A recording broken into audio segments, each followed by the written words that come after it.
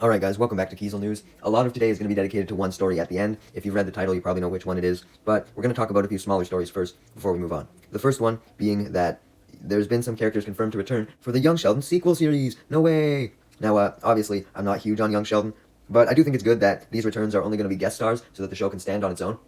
As that's what the Big Bang Theory universe needs to continue to do with its spin-offs, in my opinion, is make entirely original shows with only like a few little links here and there. Especially with the other rumored series in the Big Bang Theory universe seemingly not happening anymore because we haven't heard about it. I think it's best that the Young Sheldon spin-offs do their best to stay pretty detached, since we don't have that one to act as the detached one. If these characters were going to return in the series in like a full capacity, I would question why they just didn't do another season of Young Sheldon, but if it's only guest stars, I think we're good. The other quick story I just want to address is Monroe, who I'm not even sure who she is. No offense, but she basically stated that she's glad that horror movies are moving away from like your typical tropes and are developing more serious stories, and I think that her base claim here is totally valid and totally right. It's great that we're moving away from the tropey horror movies, especially with long legs, as it seems.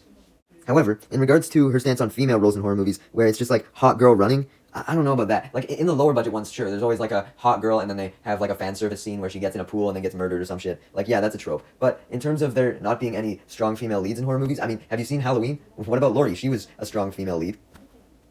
This isn't a big deal, though. No hate to this actress or anything. But, yeah, I just thought that it was a little odd.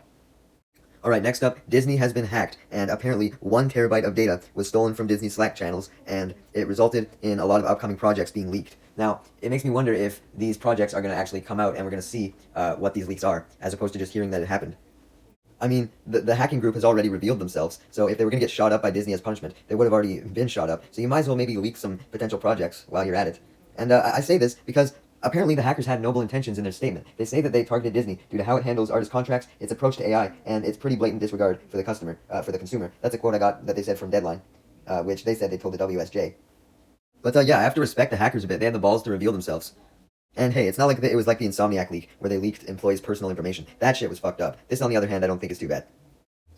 Alright, it's time that I address this. The Cody Ko and Tana Mojo situation. Now, I've heard about this for a long time. This isn't new news. It's just recently blowing up now. I don't really know why. I know it's because D'Angelo Wallace made their video on the whole situation. But, man, it just sucks to see this, for me personally, you know? Because Cody Ko is one of my biggest inspirations when it comes to humor. This is not me defending him, okay? I should state right off the bat that yes, I know this was illegal. He was 25, she was 17. It was wrong. People saying that it wasn't wrong are fucking delusional, as much as I hate to say it. It was wrong. Okay, I know. But it's just, now I know how Dr. Disrespect fans must feel. Like, to me it seemed obvious that Dr. Disrespect was just in the wrong here and you should just quit watching him. But now I'm in this situation with Cody Ko where it's like, what do? Do I stop watching his content? Do I stop supporting him? Or, like, do I just separate the art from the artist? As terrible as that sounds. Like, I've supported him all this time after knowing about the situation. I don't think I should stop now. I mean, if I've done something wrong by supporting him, I've already supported him enough. I've already given him views anyway. But I wish he would address the situation instead of covering it up. That's probably my biggest issue that I'm taking with this whole situation so far. Like, I get it. It happened so long ago at this point, so he doesn't want to bring it back up. But if he just had the balls to say, you know what, I fucked up, and actually did, like, an apology or explained his side, because we've never gotten an explanation from his side. The only side that we've heard is Tana's. So maybe there's more to the story that we don't know, even though it's very unlikely. I mean, even if there is more to the story, he still slept with a 17-year-old. One thing that I will absolutely not stand for, though, even if Cody Ko does end up truly being guilty of all this, and, you know, he did it entirely willingly, he's the one in the wrong, one thing that I will not stand for is Drama Alert posting this goddamn tweet, acting like Jake Paul is in the right for the video that he did back in 2019, where he confronted Cody Ko for being a cyberbully. Like, okay, to be fair, it's probably just some random-ass Drama Alert employee that posted this, not Keemstar himself, but if Keemstar was okay with approving this post, it's so fucking hypocritical, acting like he's above cyberbullying. Like, and how is this cyberbullying thing even relevant to this? So, it's the cyberbullying allegations, in quotes. We're in an entirely different situation, and it's an entirely different thing on the severity scale. Cody Ko was never a YouTuber that was overly harsh on anyone that he criticized, even the Paul brothers. There were definitely people who were a lot fucking harsher on the Paul brothers. So it never made sense to begin with for Jake Paul to call this guy out. Like, if he was gonna call anyone out, he should have called out Keemstar. Keemstar probably had more bullshit to say. And Jake Paul's reasoning was always just that Cody Ko cyberbullied kids, which was obviously false from the very beginning. If you look back on all his videos, there's never a single video where he's harassed a kid in any way. Like, yeah, of course nowadays he does those videos where it's like, oh, cringe kids on Reddit, whatever. But like that's a different thing. Like, Jake Paul implied that he was going in on kid YouTubers when that was never the case. I'm sure we all know this, though. This happened back in 2019, but that's why I'm talking about it. Why is Keemstar trying to bring this into the conversation now when it's not relevant whatsoever?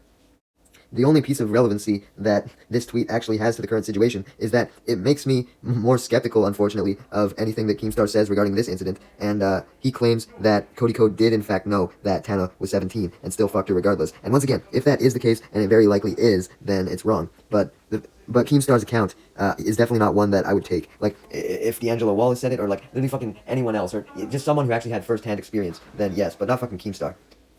But yeah, to be honest, I don't really want to speak on this situation anymore. If more comes out and it's like Cody Ko makes a statement and he apologizes for it, maybe I'll continue watching him. But I don't know. Maybe I'll stop if he doesn't, because to be honest, I've kind of been falling off of his content a bit now that I think about it. Like, a lot of his recent content has just been like, oh, funny Reddit shit, or he barely even uploads to his main channel anymore. It's just on his second channel where he does a whole bunch of low effort shit. And I don't know. I just wish that he would upload to his main channel more. So maybe I will quit watching, but I certainly wouldn't hold it against you if you still want to watch Cody Ko's content. Once again, separate art from the artist. It's like the whole Kanye situation. Although I would say something like this is even worse than Kanye, for example, because it's not like Kanye went and killed any Jews. It's just him supporting someone who did. So it's a lot less severe, although that was still a fucking severe situation. One more thing is that apparently his Reddit mods have been filtering a whole bunch of posts about the situation, or a whole bunch of comments, and if so, that's fucking disgusting. I mean, I doubt they're doing it being ordered by Cody Ko. I'm sure it's them acting of their own will. But if Cody Ko is trying to actually cover it up, that's definitely another reason for me to not support him. That's why I definitely at least want him to make a statement, even if he does turn out guilty. Just make a statement so that we can put this to rest. People are also accusing his YouTube comments of being filtered, and like comments about the situation being deleted, but honestly, I find this less likely to believe, as I just think a lot of the people who watch him on YouTube just don't know about the whole allegation. Like, the only reason I know about the allegations is because I'm on social media. Like, I feel like a lot of Cody Ko fans are they just have tunnel vision with his videos, and they don't really interact with him at all outside of that. So I don't think any of the YouTube comments are being filtered. And I mean, really, it's your fault for reading the Cody Ko comments. They're fucking atrocious. All the comments are is just, yo, he uploaded this on my lunchtime. It's so cool. That's literally the entire fucking comment section.